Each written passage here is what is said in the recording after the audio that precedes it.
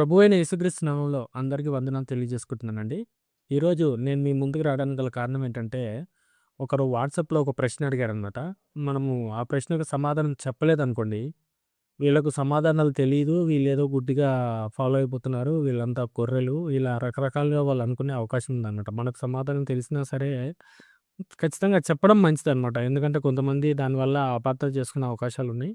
ఇక తెలిసిందే గదా! వాళ్ళు అదే పని మీద ఉంటారు. వాళ్ళకి సంబంధించిన ప్రశ్నలు మాత్రం ఎవరు అడగకూడదు. వాళ్ళు వాళ్ళకి సంబంధించిన ప్రశ్నలు ఏసుకోరు కూడా. అసలు ముందు చదివితే గదా! ప్రశ్నలేసుకోడానికి. ఆ పని జేయరు. కానీ మన మీద పడి మాత్రం బాగా ఏడుస్తారనమాట. అయితే నాకు వాట్సాప్‌లో ఒక ప్రశ్నొచ్చింది. ఎవరో సంథింగ్ అన్‌నోన్ పర్సన్ అనమాట. మరి అతనికి నా నంబర్ ఎలా వచ్చిందో తెలీదు మరి. నాకు పర్సనల్‌గా మెసేజ్ జేశాడు. నేను క్రిస్టియన్ అని తెలుసుకొని, ఇప్పుడు ఎక్కడ మరి అతనికి నా నంబర్ ఎలా దొరికిందో తెలీదు. నేనైతే ఎక్కడ డిస్‌ప్లే జేయలేదు. నా నంబర్ ఎలా దొరికిందో తెలీదనమాట. మొత్తానికైతే నా నంబర్ దొరికింది. సో, నా నంబర్‌కు అతను వాట్సాప్ చేశాడనమాట. నా నంబర్‌కు ఒక ప్రశ్న వాట్సాప్ చేశాడు. సో, నేను దానికి సమాధానం చెప్తామని చాలా రోజుల నుంచి ఎదురు చూస్తున్నాను గానీ కుదరలేదు. అనుకోకుండా ఈరోజు కుదిరింది. ఈరోజు సమాధానం చెప్పాలని చెప్పేసి మీ ముందుకొచ్చాననమాట. అయితే మొత్తానికి చిన్న నేపథ్యం ఉంది దీని ఎనకాల. నా నంబర్ ఎలా లీక్ అయింది వీళ్ళకు? నా నంబర్ ఎలా వచ్చింది అంటే, ఇప్పుడు ఎప్పుడైతే ఈ మధ్య కాలంలో ఈ వాదనలు ఎక్కువ స్టార్ట్ అయిపోయాయో, లేదంటే ఎంతసేపు బైబిల్ గురించిన ప్రశ్నలు, ఎంతసేపు బైబిల్‌లో తప్పులున్నాయి అని జెప్పేసి ఇలా రకరకాలుగా ఇక తెలుసు గదా! కొంతమంది 24 గంటలు అదే పని మీద ఉండి బైబిల్‌లో తప్పు పట్టడమే పని, లేదంటే గొడవలు పెట్టడమే పని కింద ఉన్నవాళ్ళు కొంతమంది ఉన్నారు గదా! మనకు తెలిసిందే గదా! ఓ పేర్లు ఎందుకులెండి. పేర్లు చెప్తే మన ఛానెల్ స్ట్రైక్ పడతది. లేదంటే మన ఛానెల్ ముందుకు పోవడం కష్టమైపోతుందనమాట. మనకు చిన్న ఛానెల్, మనం చిన్నవాళ్ళం గదా! అందుకే పేర్లు చెప్పట్లేదు. పేర్లు ఎవరికీ చెప్పాల్సిన అవసరం గూడా లేదు. ఎందుకంటే ప్రతి ఒక్కరికి తెలుసనమాట. సుపరిచితం అయిపోయింది. ప్రతి మారుమూల పల్లెలో ఎంత త్వర లోపలికెళ్ళినా గూడా వాళ్ళ పేరు తెలుసనమాట. అంత మంచి సెలబ్రిటీ అయిపోయారు. ఏమీ లేని పొజిషన్ నుంచి వచ్చేసి బాగా ఇష్టం వచ్చినట్టుగా మాట్లాడేసి బైబిల్‌లో తప్పులున్నాయని జెప్పేసి అలా ఇలా నోటికొచ్చినట్టు వాగేసి అయిపోయారనమాట. సరే అదంతా వేరే చరిత్ర. అయితే ఎప్పుడైతే వీళ్ళు ఇలా స్టార్ట్ చేశారో ప్రతి ఒక్కరు ప్రశ్నించడం స్టార్ట్ చేశారనమాట. ప్రశ్నించడం మంచిదే. ప్రశ్నించడం ఎవరు తప్పు పట్టట్లేదు. ఏమంటారు హేతుబద్ధమైన ప్రశ్నలకు ఎప్పటికి గూడా మనము సమాధానం ఇవ్వడానికి సిద్ధంగా ఉంటామనమాట. ఇష్టం వచ్చినట్టు వల్గర్ లాంగ్వేజ్ మాట్లాడకుండా, బూతులు మాట్లాడకుండా మనల్ని ఎవరైతే చక్కగా ప్రశ్నిస్తారో మన దగ్గర సమాధానం ఉంటే మనం ఖచ్చితంగా చెప్పడానికి ప్రయత్నిద్దాం. అదే విధంగా ఒకవేళ మన దగ్గర సమాధానం లేకపోతే తెలుసుకొనైనా సరే మనం సమాధానం పెట్టుకోవడం మంచిది. ఎందుకంటే ప్రశ్నలనేవి ఎప్పటికైనా మంచిదే. అవి మన విశ్వాసాన్ని మరింతగా బలపరుస్తాయి. అందుకే మిమ్మల్ని హేతువు అడుగు ప్రతి వానికి సమాధానం చెప్పడానికి ఎల్లప్పుడూ సిద్ధంగా ఉండండి అని చెప్పేసి మనకు వాక్యం కూడా చెప్తుంది. కాబట్టి ప్రశ్నలనేవి మంచిదే. కానీ అవి హేతుబద్ధంగా ఉండాలి. ప్లస్ అవి లాజికల్‌గా ఉండాలి. బూతులు ఉండకూడదు. నిజంగా తెలుసుకోవాలనే ఉద్దేశ్యంతో ప్రశ్నలు అడగాలి. ఏదో తప్పు పట్టాలనే ఉద్దేశ్యంతో ప్రశ్నలు అడిగితే మనమైతే ఏం చేయలేము. సరే ఇదంతా ఒక టాపిక్ అనమాట. ఈ విధంగా వీళ్ళు చేస్తున్నందువల్ల నేను సమాజంలోకి వెళ్ళిన తర్వాత నన్ను కూడా ప్రశ్నించడం మొదలుపెట్టారనమాట. "నువ్వెందుకు బైబిల్‌ని పట్టుకున్నావు? బైబిల్‌లో దేవుడు ఇలా అంట కదా! యేసుక్రీస్తు ఇలా అంట కదా! మరియమ్మ ఇలా అంట కదా! వాక్యంలో ఇలా ఉందంట కదా!" ఇక ఈ వాదనలు స్టార్ట్ అయ్యాయన్నమాట. మా ఫ్రెండ్స్‌తో కూడా ఈ వాదనలు జరిగాయన్నమాట. మా ఫ్రెండ్స్‌తో కూడా ఈ వాదనలు జరిగాయి. ఇక జరుగుతూ ఉన్నాయి. నేను గమనించిందేంటంటే వాళ్ళు వాళ్ళ పుస్తకాలు చదవరు. వాళ్ళు వాళ్ళ పుస్తకాలు చదవరు. ఎవరైనా చూస్తుంటే ఫీల్ అవ్వకండి. నేను జస్ట్ ఇన్ఫర్మేషన్ ఇస్తున్నానంతే. వాళ్ళు వాళ్ళ పుస్తకాలు చదవరు. అందులో ఏముందో తెలీదు. కానీ బైబిల్ నుంచి మాత్రం ప్రశ్నలు అడిగేస్తారు. ఇది ఎలా ఉందంటే మేము టెక్స్ట్ బుక్ చదవము. కానీ ఎగ్జామ్ మాత్రం పాస్ అవుతాం. ఎంబీబీఎస్ చదవము, లేదంటే ప్రాక్టీసింగ్ చేయము, మెడికల్ ప్రాక్టీసింగ్ ఏం చేయము. కానీ ఆపరేషన్ చేస్తాం, పేషెంట్‌ని బతికిస్తాం అన్నట్టుంది. ఇది ఏమైనా సాధ్యమయ్యే పనేనా? ముందు వాళ్ళ పుస్తకాలు వాళ్ళు చదివితే కదా! దానికి ఆన్సర్ ఉందా? లేదా? అనేది తెలుస్తది. అవి చదవకుండా ఎంతసేపు బైబిల్ తప్పు, బైబిల్ తప్పు, బైబిల్ తప్పు. సరే బైబిల్ తప్పని మీరు నిరూపించారనుకోండి. మీది రైట్ అని చెప్పడానికి మీరు అది చదివుండాలి కదా! మరి మీది కూడా తప్పైతే మీరు చదవుకోకుండా పక్కన వచ్చేసి మమ్మల్నంటే ఎలాగా? సో, ఈ విధంగా ఉన్నారన్నమాట. ఈ ఆర్గ్యుమెంట్స్‌లో విసిగిపోయానన్నమాట. చిరాకొచ్చేసింది నాకు. దీన్ని బట్టి నాకు అర్థమైంది ఏంటంటే, వీళ్ళే ఇలా ఉన్నారా? లేదంటే ప్రతి ఒక్కరు ఇలాగే ఉన్నారా? అందరూ ఇలాగే ఉన్నారా? అని చెప్పేసి నాకు డౌటొచ్చిందన్నమాట. అంటే ఆధారాలు లేకుండా ఊరికే మాట్లాడడము, వాళ్ళ పుస్తకాలు చదవకుండా మాట్లాడడం ఇలాగా వీళ్ళే ఉన్నారా? అందరూ ఇలాగ ఉన్నారా? అని తెలుసుకోవడానికి నేనేం చేశానంటే, ఎవరైతే యూట్యూబ్‌లో బాగా చలామణి అవుతున్నారో వాళ్ళకందరికీ ఫోన్ కొట్టానన్నమాట. ఫోన్లు కొడితే ఇంకేముంది కొంతమంది ఎత్తారు, కొంతమంది ఎత్తలేదు. ఎవరు ఇక కొన్ని పేర్లున్నాయి గదా! రాధా మనోహర్ దాస్ గాని, లేదంటే ఇంకెవరు గోపి సనాతన సేన, కరుణాకర్ సుగుణ, లలిత్ కుమారు. కరుణాకర్ సుగుణ గారికైతే ఇక అది స్పెషల్ పర్సనల్‌గా ఫోన్ ఉన్నట్టుంది. ఆయన ఫోన్ ఎత్తడు. అసిస్టెంట్లు ఎత్తి ఫస్ట్ వివరం ఏంటో కనుక్కొని, ఆ వివరం ఆయనకి ఇబ్బందిగా లేకపోతే లిఫ్ట్ చేస్తారనమాట. ఆయనకు అనుకూలంగా ఉంటే మాట్లాడతాడు. ఖాళీ చూసుకొని లేకపోతే మాట్లాడడనమాట. నేను ఒకటే ప్రశ్న అడిగాను. నిజంగా నాకు నిజం తెలుసుకోవాలని ఉంది అని చెప్పేసి అన్నాననమాట. ఇది నిజం అంటే వాళ్ళకు నచ్చిందో నచ్చలేదో మొత్తానికైతే తెలీదు. No reply. కరుణాకర్ గారి దగ్గర నుంచి. లలిత్ కుమార్ దగ్గర నుంచయితే సేమ్ ఇదే అనమాట. నిజం తెలుసుకోవాలని ఉందండి నాకు. ఈ గొడవలన్నీ వద్దు. ఏంటి వాస్తవం నాకు తెలుసుకోవాలని ఉందంటే అతను కూడా నో రిప్లై అనమాట. ఏదో అసిస్టెంట్‌తో మాట్లాడిచ్చారు. తర్వాత మాట్లాడదామన్నారు. ఓకే. అది కూడా క్లోజ్. రాధా మనోహర్ దాస్. రాధా మనోహర్ దాసు ఇక ఆయన నోరెత్తాడంటే అన్నీ వెళ్ళిపోతాయి గదా! "నువ్వు ఫస్టు క్రిస్టియన్ అనే సర్టిఫికేట్ తీసుకొని రా. తర్వాత మాట్లాడదాం" అని జెప్పేసి అన్నాడనమాట. ఎవరు? ఈ రాధా మనోహర్ దాస్ వాట్సాప్‌లో పెట్టాడు. ఇప్పుడు ఈ రాధా మనోహర్ దాస్ అనే అతను అన్నీ నిజంగా పర్టిక్యులర్‌గా వాళ్ళ ఫాదర్ పేరే కరెక్ట్‌గా చెప్పలేకున్నాడు. అతని ఊరి పేరు, అతని కులము ఏందనేది అతను చెప్పలేకున్నాడు. కానీ పక్కోళ్ళని మాత్రం ప్రశ్నించేస్తాడు. ఈ విధంగా అతను గొడవ అనమాట. నేను ఒక 3 నెలల వరకు బిజీగా ఉంటాను. 3 నెలల తర్వాత కాల్ చెయ్యి.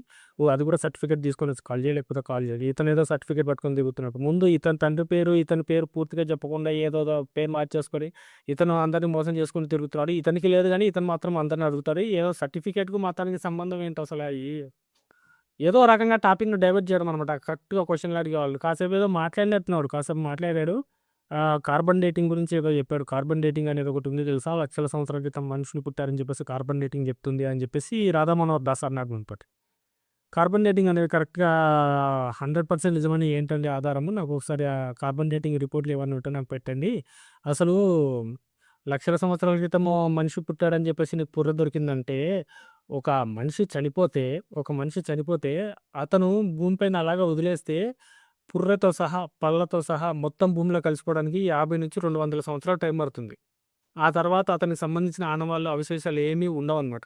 కార్బన్ డేటింగ్‌లో నీకు వస్తుంది అంటే, మనిషిని తయారు చేసింది మట్టి నుంచే కాబట్టి వస్తుంది. ఎన్ని లక్షల సంవత్సరాలైనా వస్తుంది. ఆ తర్వాత కదా మనిషిని చేసింది దేవుడు. మట్టి నుంచి తీసి కదా మనిషిని చేసింది. కాబట్టి దాన్ని ఆధారంగా తీసుకోలేమనమాట. సో, లక్షల సంవత్సరాల కిందట పుర్రెలు, ఎముకలు దొరకడం అవన్నీ అబద్ధం అనమాట. ఇదంతా ట్రాషు. నేను ఇలా మాట్లాడేసరికి ఆయన కోపమొచ్చేసి, "నువ్వు ముందు సర్టిఫికేట్ పట్టుకొని రా. ఆ తర్వాత మాట్లాడదాం" అని చెప్పేసి అన్నాడన్నట్టు. సో, అతను అలా వెళ్ళిపోయాడు. గోపి సనాతన ఈయన గురించయితే నాకస్సలు తెలీదు. 100% ఈయన గురించి తెలీదు. ఏవో పైపైన 2 వీడియోలు చూసా, థంబ్‌నెయిల్‌లు చూసి ఏదో పర్లేదులే. ఏమో ఇతని దగ్గర ఏమైనా సబ్జెక్ట్ ఉందేమో అనుకుని ఫోను చేశా. ఇక వాడైతే ఇంకా అసలు ఎలా మాట్లాడదామంటే ఇంకా చెప్పకూడదసల. అతని వీడియోలు ఎవరైనా చూస్తే తెలుస్తుందనమాట. ఆ రేంజ్ అనమాట అతనిది. సో, ఆ రేంజ్‌లో మాట్లాడినా కూడా మొత్తానికైతే దానికి మనం దొరకలేదు. అతని దగ్గర సమాధానాలు లేవు అనే విషయం మనకు అర్థమైంది. దగ్గర దగ్గర ఒక గంట 10 నిమిషాలేమో మాట్లాడానండి. అదంతా నేను రికార్డ్ చేసుకోలేదు. అంతే ఇంత ప్రీ ప్లాన్డ్‌గా లేము మనం. అతనున్నంత ప్రీ ప్లాన్డ్‌గా లేము. జస్ట్ నిజాలు తెలుసుకోవాలనే ఉద్దేశంతో నేను కాల్ చేశాను. అతను ఏదేదో టాపిక్ డైవర్ట్ చేసి ఎటెటో ఎళ్ళిపోయి దగ్గర దగ్గర ఒక గంట 20 నిమిషాలేమో మాట్లాడారు. గంట 10 నిమిషాలేమో మాట్లాడారు. ఒక గంట అయితే ఖచ్చితంగా మాట్లాడారు. గంటలో అతనికి అనుకూలమైన సబ్జెక్ట్ ఎక్కడ దొరకలేదనమాట. సో, అతను ఆ గంటలో జస్ట్ ఒక 10 నిమిషాల క్లిప్ మాత్రమే అతనికి అనుకూలంగా అనిపించిన క్లిప్ మాత్రమే ఎడిట్ చేసి పెట్టాడనమాట. ఆ 10 నిమిషాల క్లిప్‌లో గూడా అతనికి అనుకూలంగా లేదు. చాలామంది అతని సెక్షన్‌లోనే కామెంట్ సెక్షన్‌లో ఇట్లాంటి వాళ్ళతోటి ఎందుకు మీరు కాల్స్ మాట్లాడుతున్నారండి. ఇలాంటి వాళ్ళతోని మాట్లాడితే మనకు తలకాయ నొప్పొస్తుంది. ఇట్లాంటి వాళ్ళని వదిలేయండి. అది ఇది అని చెప్పేసి అన్నాడనమాట. అంటే కొంచెం ఇరకాటంలో పడ్డారని అర్థం అనమాట. సో, ఆ అతని కామెంట్ సెక్షన్‌లోనే ఆ విధంగా వచ్చినాయట. సో, అతను ఏం చేశాడంటే ఇక చిరాకుతోని నా నంబర్ పబ్లిక్‌గా డిస్‌ప్లే చేశాడు. పబ్లిక్‌గా డిస్‌ప్లే చేశాడు. ఇక ఆ తర్వాత చూడాలి ఎన్ని కాల్సో రోజుకొక 30, 40, 50 కాల్స్ ప్రతిరోజు డైలీ ఖచ్చితంగా అర్ధరాత్రి 2 గంటలకు, 3 గంటలకు, 4 గంటలకు అస్సలు వదిలిపెట్టకుండా ఒక్కొక్కరైతే ఎత్తడమే ఇక వాళ్ళ సంస్కృతం తెలుసు కదా! ఆ భాషలో మాట్లాడడము. కొంతమందయితే నిజంగానే సమాధానం తెలుసుకోవాలని మాట్లాడడము. కొంతమంది ఎటకారంగా మాట్లాడడం. రకరకాలనమాట. కొంతమంది బెదిరియడం. ఇలా ఎన్నెన్నో రకాల వాదనలు సాగాయన్నమాట. తర్వాత మెల్లమెల్లగా అన్ని నంబర్‌లు బ్లాక్ చేసుకుంటూ వచ్చాను. బ్లాక్ చేసుకుంటూ వస్తే మెల్లిమెల్లిగా తగ్గింది. అలా ఎళ్ళిపోయిందన్నమాట. అలా నా నంబర్ లీక్ అయిందన్నమాట. సో, ఆ నంబరేమో పాత నంబర్ కాబట్టి నేను మార్చలేకపోయాను. ఆ వీడియోలు గూడా ఇప్పటికి ఉన్నాయి ఆయన ఛానెల్‌లో. బట్ కాకపోతే ఏంటంటే మనం చెప్పడం బాగోదు. మళ్ళీ ఇంకా హైలైట్ అవుతుందన్నమాట. ఒకవేళ తెలిస్తే ఎవరైనా చూస్తే. సో, కాబట్టి నేను చెప్పట్లేదు. ఆ విధంగా మొత్తానికైతే నంబర్ లీక్ అయ్యి ఈ విధంగా మరి అంటే ఇతను అట్లానే నంబర్ తీసుకొనొచ్చి మనకు మెసేజ్ పెట్టాడో తెలీదు. లేదంటే మన సబ్‌స్క్రైబర్‌లోనే పక్కనుండి ఎలాగైనా సరే ఇతన్ని ఇరకాటంలో పెట్టాలని అడిగారో తెలీదు. లేదంటే నిజంగానే తెలుసుకోవాలని అడిగారో తెలీదు. నిజంగా తెలుసుకోవాలని అడిగితే నాకు ఈ సందేహం ఉందండి తెలుసుకోవాలనుకుంటున్నానంటారు. అతను అలా కాదు గొర్రెలు, గిర్రెలు అని మాట్లాడాడు. అంటే ఇక అతను ఖచ్చితంగా తెలుసుకోవాలని కాదు, ఎటకారంగానే తప్పుగా మాట్లాడాలన్న ఉద్దేశంతోనే అతను ప్రశ్న అడిగాడు. అయితే అతను అడిగిన ప్రశ్న ఏంటంటే, నేను మీకు పక్కన డిస్‌ప్లే చేస్తాను చూడండి. లేవియకాండం 21 అధ్యాయంలో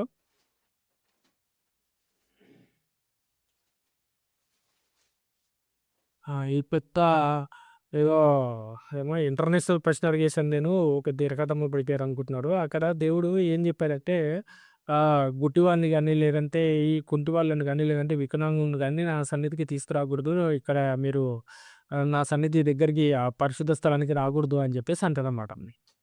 దేవుడు అందరిని సమానంగా చూడాలి గదండీ! దేవుడంటే అందరికీ ఇష్టం గదండీ! మరి ఇట్లా కుంటి వాళ్ళను, కుష్ఠరోగులను, ఇట్లా గుడ్డి వాళ్ళను వీళ్ళ దగ్గరికి రావద్దని ఎందుకంటున్నాడు? ఇట్లా పక్షపాతం చూపిచ్చేవాడు దేవుడెలా అవుతాడు? ఆయన శాడిస్ట్ అవుతాడు గానీ దేవుడవుతాడా? మీరు గొర్రెల్లాగా మిగిలిపోయింది ఇందుకే అని జెప్పేసి అతను ఒక ఆవేదనంతా కడుపులో నుంచి వెల్లకెక్కాడనమాట. కానీ అదేదో పెద్ద ఇంటర్నేషనల్ ప్రశ్న అడిగేసినట్టుగా ఫీల్ అయిపోతున్నాడనమాట. యాక్చువల్‌గా అది దేవుడు ఎవరితోని చెప్పాడనేది కూడా అతనికి చదివే ఓపిక లేదు. ఎవరో చెప్పారు. కాపీ పేస్ట్ చేశాడు. తీసుకొనొచ్చేసి మనకు అతికిచ్చేసాడు. ఇక్కడ మనం చూసుకుంటే 21 అధ్యాయం 1 వచనంలో మనం స్పష్టంగా చదివితే మనకు అర్థమైపోతుంది. మరియు యెహోవా మోషేతో ఇట్లనెను, యాజకులకు అహరోను కుమారులతో ఇట్లనెను. 21 అధ్యాయం ఫస్ట్ వచనంలోనే ఆన్సర్ ఉంది. అది ఎవరికి చెప్పాడు? యాజకులకు, అహరోను కుమారులకు. అంటే ఓన్లీ ఆ లేవీయుల్లో ఎవరైతే యాజకులు అవ్వాలనుకుంటున్నారో అహరోను కుమారులు ఎవరైతే వాళ్ళకి మాత్రమే వర్తించినది. అందరికీ వర్తించదు ఆ వచనం. ఈ మాత్రం బేసిక్ సెన్స్ లేదు. ఇప్పుడు ఒక ఆర్మీ ఉందండి. ఎవరిని పడితే వాళ్ళని తీసేసుకుంటారా? అదేంటండి మేము తక్కువ కులస్తులమని మమ్మల్ని తీసుకోరు కదా! మాకు ఏజ్ అయిపోయిందని మమ్మల్ని అవమానిస్తున్నారా? నేను కుంటోన్ని కదా! నేను పనికిరానా? పిచ్చి పిచ్చి మాటలన్నీ మాట్లాడొద్దండి. ఆర్మీలో ఉండాలంటే ఏం జేయాలి? మంచి వయసుండాలి, మంచి దేహపుష్టి ఉండాలి, మంచి హైట్ ఉండాలి, మంచి కళ్ళకు గూడా సైట్ కరెక్ట్‌గా ఉండాలి. అంతే తప్ప నిన్ను అవమానించినట్టు కాదు అక్కడ అర్థం. అక్కడ పని చేయాలంటే, అక్కడ ఉండాలి అంటే, నీకు నువ్వు దేశానికి సేవ చేయాలంటే నువ్వు ఫస్ట్ ఫిట్‌గా ఉండాలనమాట. నువ్వు ఫిట్‌గా ఉంటేనే దేశానికి సేవ చేయగలవు, శత్రువులతో పోరాడగలవు, లేదంటే వాళ్ళతోటి పోటీ పడి మన దేశాన్ని రక్షించగలవు. అంతే తప్ప నువ్వే కుంటోనివి, నువ్వే గుట్టోనివైతే నువ్వేం కాపాడతావు, నువ్వేం జేస్తావు? అంటే ఇప్పుడు వాళ్ళు మనల్ని అవమానించినట్టా? అంటే ఈ ఆర్మీ సెక్షన్ వాళ్ళు మనల్ని ఏమన్నా అవమానించినట్టా? లేదంటే పోలీసులు మనల్ని అవమానించినట్టా? ప్రతి దానికి, దానికి తగిన రూల్స్ అంటూ, రెగ్యులేషన్స్ అంటూ ఉంటాయన్నమాట. ప్రతి ఒక్క సిస్టమ్‌కి దానికి తగిన రూల్స్, రెగ్యులేషన్స్ ఉంటాయి. ప్రతి ఒక్కరిని తీసేసుకోరు. ప్రతి ఒక్కరు కలెక్టర్ అవ్వలేరు. ప్రతి ఒక్కరు ఆర్మీలోకి ఎళ్ళలేరు. ప్రతి ఒక్కరు పోలీస్ కాలేరు. ప్రతి ఒక్కరు డాక్టర్ కాలేరు గదా! దానికి సంబంధించిన రూల్స్ అండ్ రెగ్యులేషన్స్, దానికి సంబంధించిన ఎడ్యుకేషన్, క్వాలిఫికేషన్ ఇవన్నీ ఉంటాయన్నమాట. ఇవన్నీ ఫాలో అవుతే మాత్రమే అక్కడికి వెళ్ళగలవు నువ్వు. అవి ఫాలో అవ్వకుండా ఎలా వెళ్ళగలవు అక్కడికి? ఈ మాత్రం బేసిక్ సెన్స్ లేకుండా ఇక్కడ యాక్చువల్‌గా దేవుడు చెప్పింది ఓన్లీ అహరోను కుమారులు ఎవరైతే యాజకులు అవ్వాలనుకుంటున్నారో, ఎవరైతే ఆ మందిరంలో ఉందాం వాళ్ళకి మాత్రమే వర్తిస్తది. మిగిలిన ఇశ్రాయేల్ ప్రజలందరికీ వర్తించదు ఇది. మిగిలిన వాళ్ళందరికీ యేసుక్రీస్తు కూడా కుంటి వాళ్ళని, గుడ్డి వాళ్ళని స్వస్థపరిచాడు కదా! ఆ తర్వాత రూల్స్ వేరు. అప్పుడు రూల్స్ వేరు.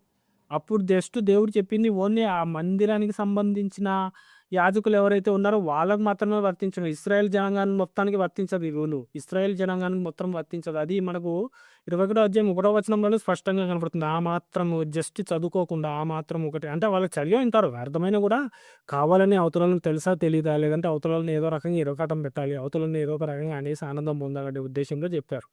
అంతే తప్ప నిజంగా దేవుడు పక్షపాతి ఏం కాదు. దేవుడు అందరి ఎడల ప్రేమ చూపించేవాడే.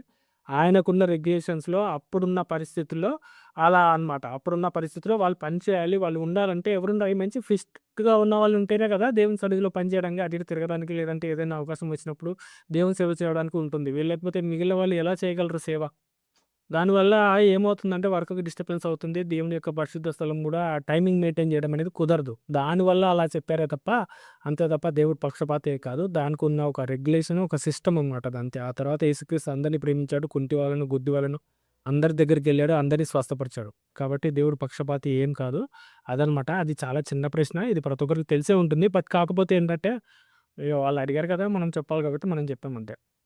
ఇది ఫ్రెండ్స్ ఈ రోజుకైతే వీడియో. మొత్తానికైతే ఈ వీడియో మీకు నచ్చితే సబ్స్క్రైబ్ చేసుకోండి. ఎవరికైనా ఉపయోగపడుతుందని వీడియో షేర్ చేయండి. లైక్ చేయండి. కామెంట్ చేయండి.